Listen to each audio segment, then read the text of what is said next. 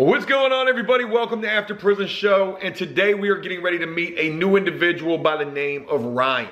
Ryan is a young man who has struggled with addiction, but the one thing that I think that is different between Ryan's addiction and maybe some of the others that we have heard about, especially as of late, Ryan is actually a guy who goes out there and works hard. But unfortunately, all it seems this guy is doing is working in an effort to support his addiction. Ryan is also going to be sharing with us today a crazy story about how much money this guy has spent in the last year in an effort just to be able to get high. Folks, this guy has spent $37,000 in 1 year on addiction. And I'm going to be honest with you, that is absolutely insane. You know, it's featuring and focusing on these stories that we have been as of late that I hope will open the eyes to so many people out there who may be struggling or who may be getting ready to go full blown over the deep end into a type of life that they probably ought to be thinking a little more about. Folks, addiction is as serious as it gets. And unfortunately, in terms of trying to overcome addiction, that is absolutely up to how much work and effort an individual is willing to put into themselves in an effort to be able to get beyond that. No amount of help or programs or anything is going to help somebody unless they are willing to help themselves. And it's with mentioning all of that that I feel really good about getting this opportunity to introduce you to this individual, Ryan, because even though this guy is knee-deep, full-blown in addiction, he has reached out to me and After Prison Show because he wants to change. He wants to be able to conquer this demon and somehow be able to beat this addiction. So I'm very happy and honored to be able to bring you Ryan's story. But before we go and meet with Ryan, I do want to take a moment and address the sponsor of this video, an awesome desktop game, Vikings War of Clans. Folks, I don't usually play a lot of games on the PC, but this game I've been playing for the last 2 months, Vikings War of Clans. Why I like this game so much is because of the rich, vibrant graphics. And also, you don't need to download anything to be able to play this.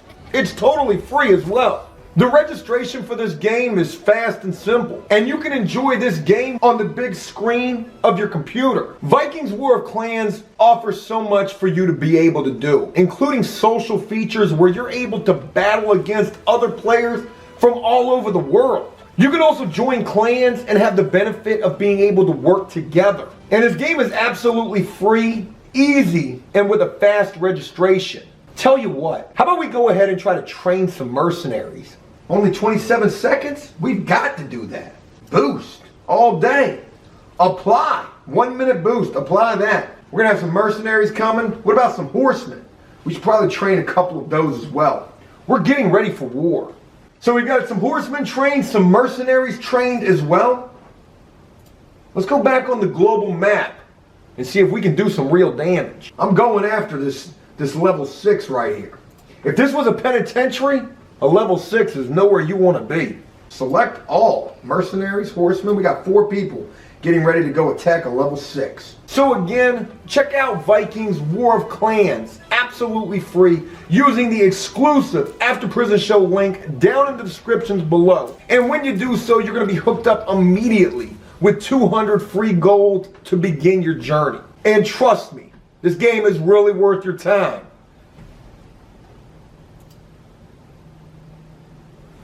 And highly recommended.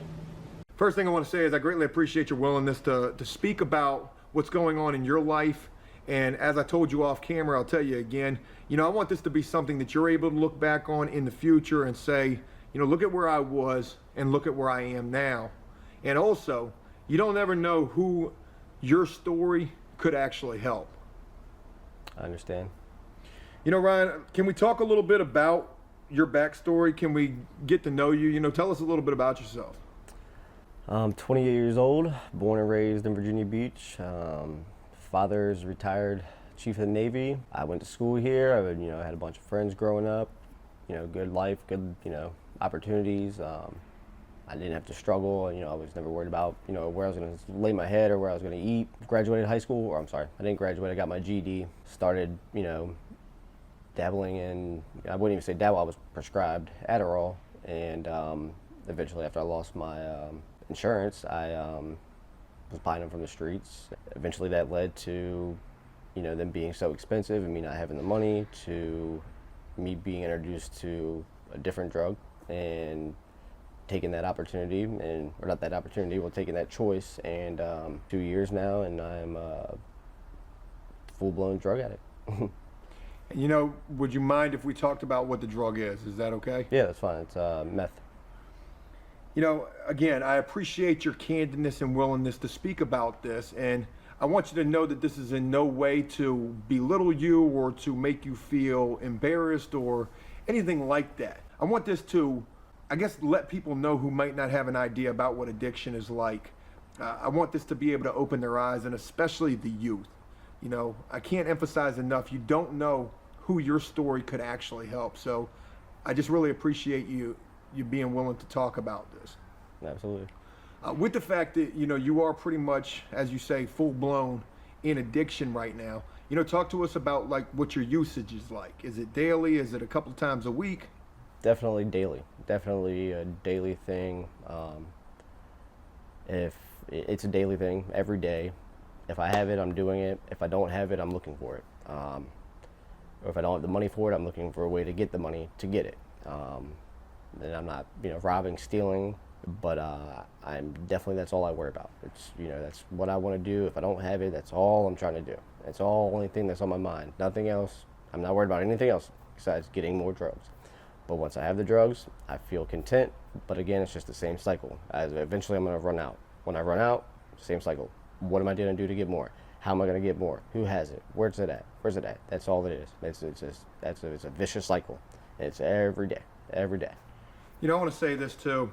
You're a very clean-cut looking guy. You don't look like an addict. My girl tells me that all the time. She said, at least you don't look like a meth head. And and that's what she tells me. She says, Now, so, I am going to be candid with you. You don't look like you're an addict. But when we first met today and I first started talking with you, I knew that there definitely was something going on with you. And, I would imagine that it would be drugs. Right. So I can definitely hear it. You talk fast. I guess that showcases right there just how addiction can happen to anybody. Yeah. You don't even have to look like you use drugs to be full-blown involved in them. Yeah. I mean, definitely full-blown. Hundreds of dollars a week. Hundreds of dollars.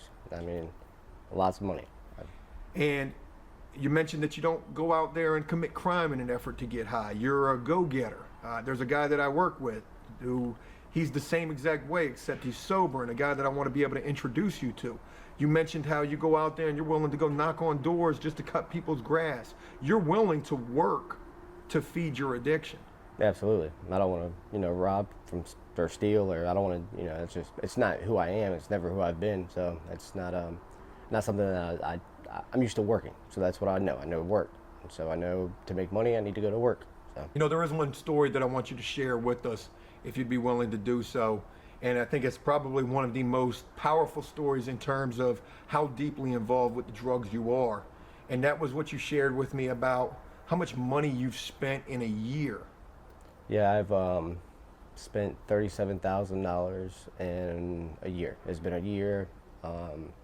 October 14th of last year, of 2018, I got a settlement.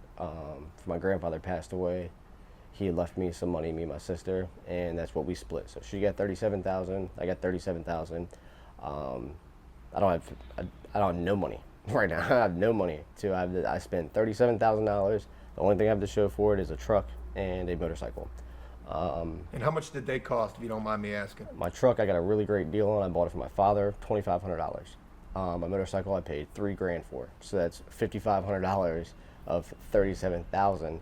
I don't have that. My bank account is zero. I'm like negative $12. I don't have shit. I mean, it was $37,000 in a year, and that was basically all on drugs and partying. Drugs, and not even a big drinker. All drugs, basically. I mean, it's sad, because I know that's probably something that you regret. Hell yeah. When that money ran out, was there a moment where you just thought, damn, what have I done? Or were you not even thinking about that? No, absolutely. I was like, I couldn't believe that when I was down to the last $5,000 that I was like, wow. And it was less than a year. I spent this money I was probably broke in, what's this, October, say, I'd say like July. Probably July is like when I was down to my last couple thousand. But I remember when that last $5,000 I had, and I was just looking back, I said, damn, it's like, $32,000. I was like, where did it go? It's insane. I think about it every day, every single day to this day. I still look at, I could go back and look at my bank statements, and I'm like, see my bank statement, I had $37,000 or, $28,000 in the bank. I was like, 28, what I would do if I feel like what I would do now. Actually, I don't know what I would do now, but I think if I had the opportunity to redo it, I'd probably do it a little bit different. But it's just insane and mind-boggling that, that much money. Some people don't even make that much money in a year.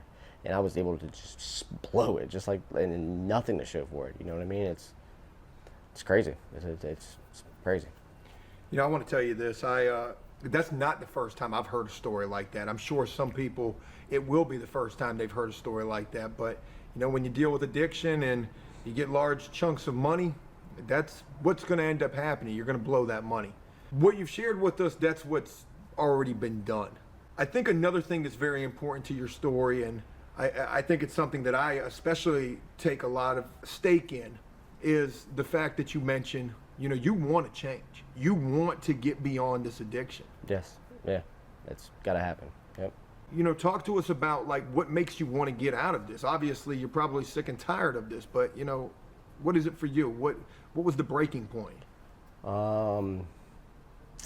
I'd say the main breaking point would be my girl asking me to, not completely shitting on me and leaving me, but asking me to for the sake of her son and maybe even the relationship that I would leave the house, that I would move out and until I seek help.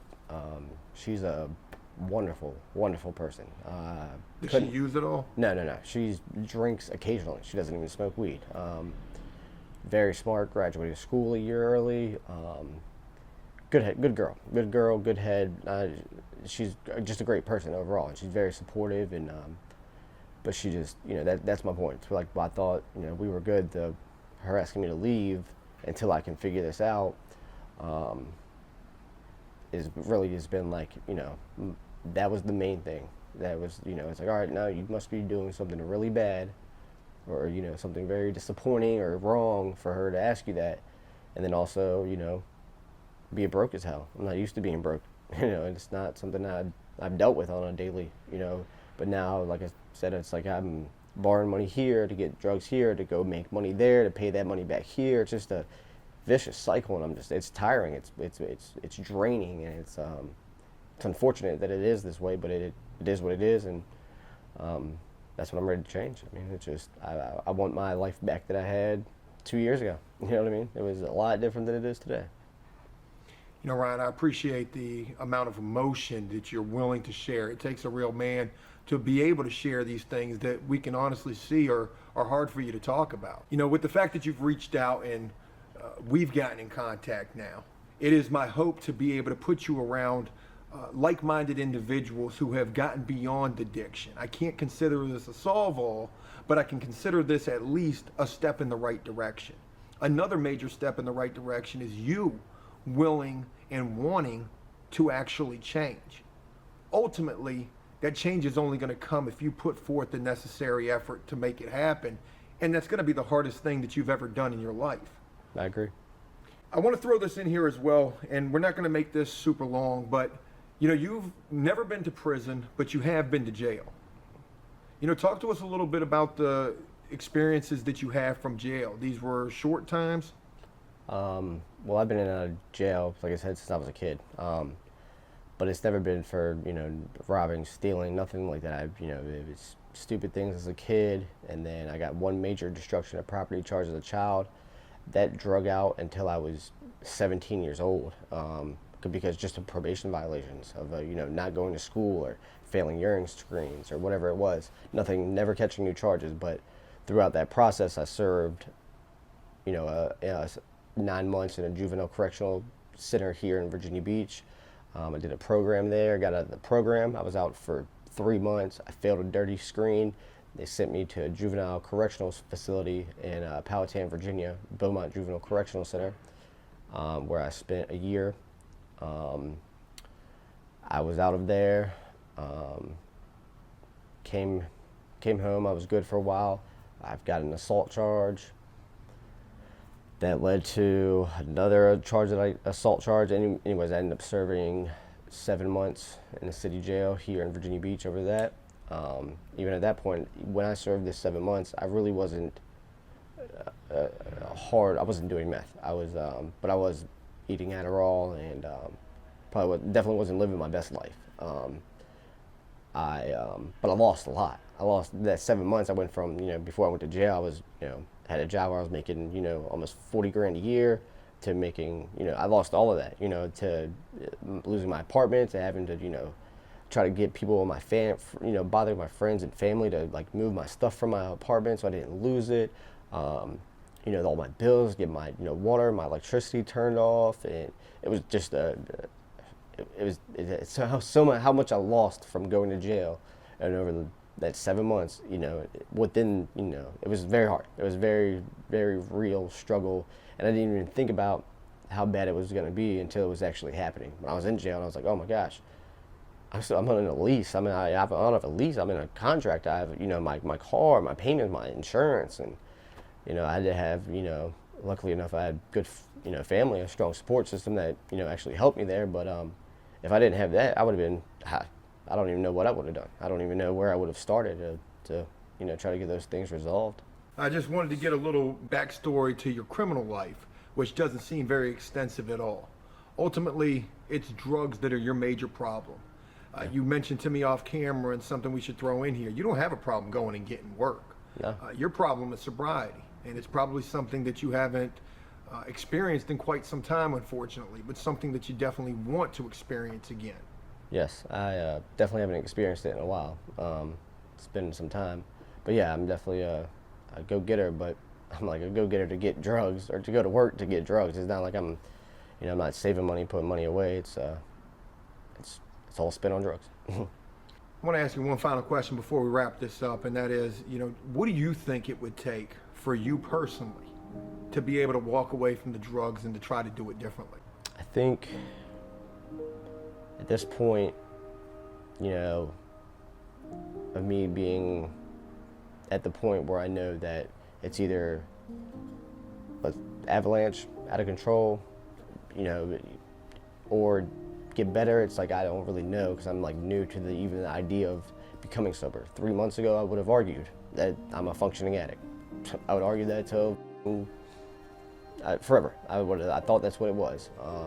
That's not what it is. There ain't no such thing in my opinion. So I'm kind of new to this. I met you, so it's kind of new. I'm not sure exactly what it's going to take.